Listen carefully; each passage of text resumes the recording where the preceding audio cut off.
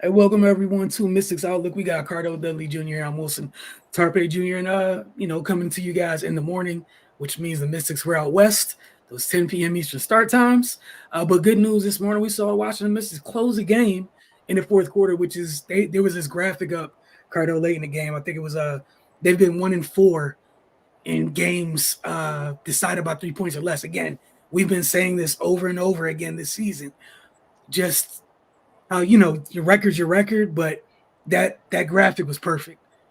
If that number's a little change, that's what 2 to 4 more wins this team has because Yeah, they've been that close, if not been up in some of those 3 point games. But it was good to see them close last night. Want to get your thoughts on it? Then I'll jump in after that.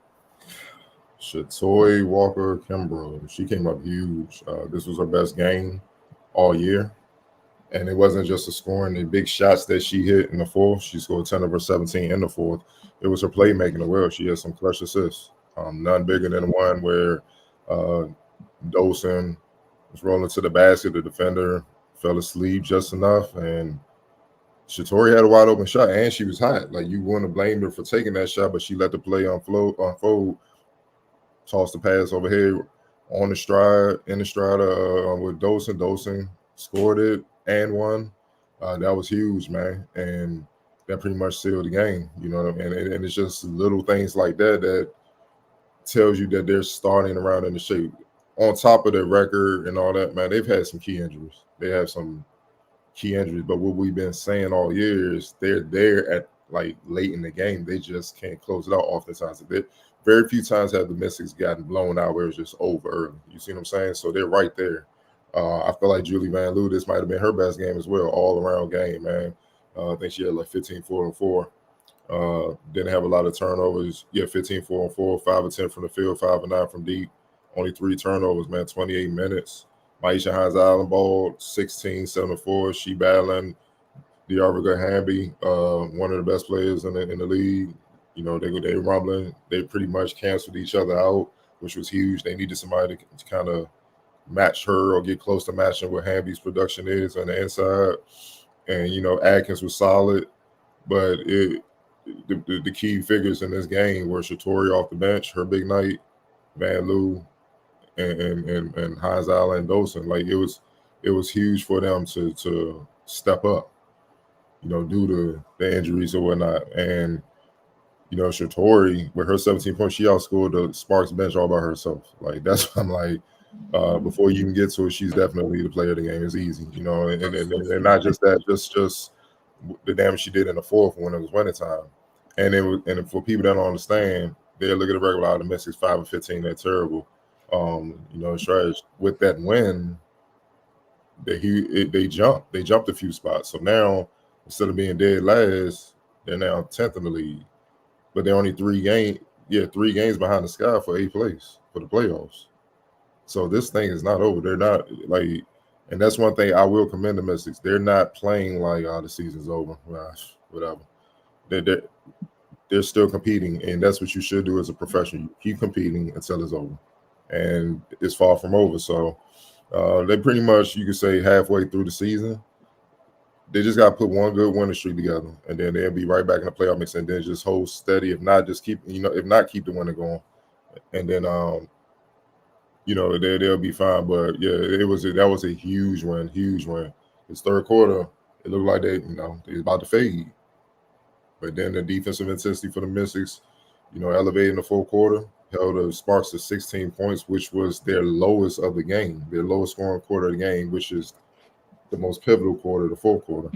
And then they dropped 30 on them, in that quarter. Uh, that's the culture of the Mystics we've become accustomed to seeing over the years, especially under the Tabalt regime. So, kudos to them, hell of a win.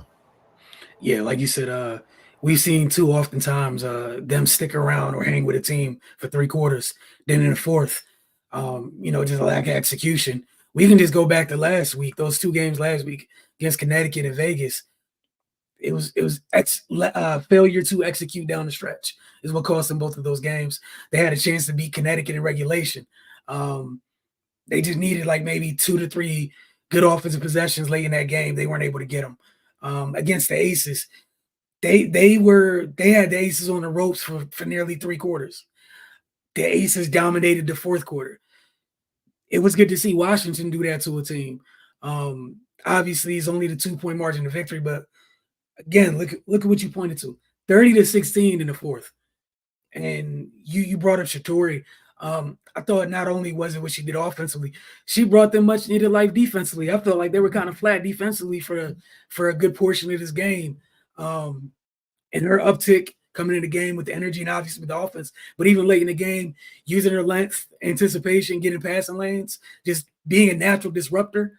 It really got them going on that side of the ball. And we saw them do what they failed to do several times, which is just close a game. It's not, and as you said, it's frustrating because they're capable. They just haven't done it. That's the frustrating thing. And again, to echo what you said earlier, shout out to Dolson. She's been on one all June. It's good to see that it's continued in July. Last night, it wasn't with the 3 ball, though, but still very effective. Rolling to the basket several times, getting it done inside against the Sparks team. The Sparks missing a big piece in Brink, obviously, who's out for the season. But yeah, just a really good win for Washington. And one another big thing in terms of a barometer for Washington to know how the game went is how many points they give up off turnovers, because they have the issue where almost every time they turn it over, it's always a live ball turnover. At least that's what it feels like. Last night they turned the ball over 3 times more. They turned the ball over 3 times less than the Sparks, but both teams gave up 18 points off it. Even just holding even gave them a leg up in this game, because we've seen sometimes they'll turn the ball over less, but surrender 5 to 6 more points off turnovers than the opposing team, even though they turned them over more. But yeah, as you said, player of the game, yeah, it's not in question. For the Sparks, I thought this rookie class has been amazing. Rakia Jackson got off to a really good start for the Sparks. Again, we know about the two they're always talked about ad nauseum, but it's a very talented, deep class. Just want to take a second to give some credit to Rakia Jackson. Edwards coming back, solid night, but Shatori was amazing last night. Shatori was that's what you want from a vet of your second unit, right? Coming and change the game. She did that. Yep. So we already mentioned player of the game. Who'd you have for X Factor? Man, it's tough because Maisha, she balled as well. But I'm gonna go with Van Loo because she had to deal with, like you said, she had to deal with Rakia and Kia Nurse and McDonald in the backcourt. And Van Loo could be up and down. But like I said, I feel like this was her best game since joining the WNBA. She's a rookie, but she's an older rookie. And the 15-4-4 was huge. She had some big shots in the fourth as well, some big threes. She's a +5, but her efficiency: 3 turnovers, 5 of 10 from the field, 5 of 9 from deep. Can't knock any of that, man. She just had efficient all around game, and without it, they lose because clearly they only won by 2. Yeah, I'm gonna double down on that too. I thought the biggest thing for her, I think she's become, what are we? It was at game 20, right? 20 games in. Obviously, role changed a little bit with Sykes going down, but I felt like last night, agreeing with that, it was one of her best games, if not her best. She was just decisive. We've seen too many times that I want to make a play or stringing it out a little bit too long. When maybe you should have shot it. Sometimes gets the ball behind the 3-point line, hesitates, and then he'll go ahead and jack it up. Last night, just decisive. Being decisive goes a long way, and also staying out of foul trouble. Mm-hmm. She's picked up several fouls at times during the first half of games. She's coming off the floor. They need her on the floor. With Sykes out, you're the vet PG. I know Melbourne's technically been in the league longer than her, but she has less overall experience in pro basketball than Van Loo does as a whole. That's a lot to put on a youngster, and even with the new rookie class, and Melbourne's one of the youngest players in the league, if not the youngest. So yeah, just her being decisive, her getting comfortable, and staying out of foul trouble. She's on the court more last night. The last couple games, dealing with some Connecticut's guards, dealing with the Aces guards for chunks of the game. She was off the court, and with them already missing bodies, they can't afford for her to be off the court for long periods of time. So shout out to her for that. Great to get a win on the first part of this trip.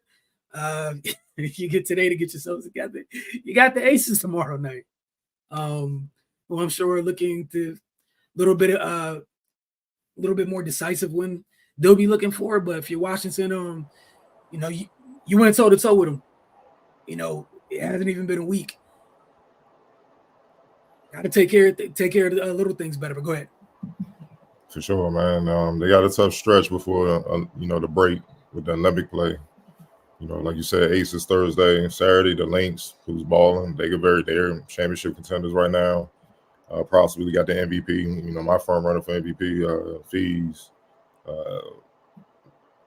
Then they got a rematch with the Fever, and they're gonna need to get that. They got to get that. Then they got the Aces again here on the 14th, and then they close the first half out against Griner and Tarazi and the ladies, Cloud, former Mystic standout on the 16th. Then they take a huge break and they don't come back until the 15th, and they start that against the Lynx.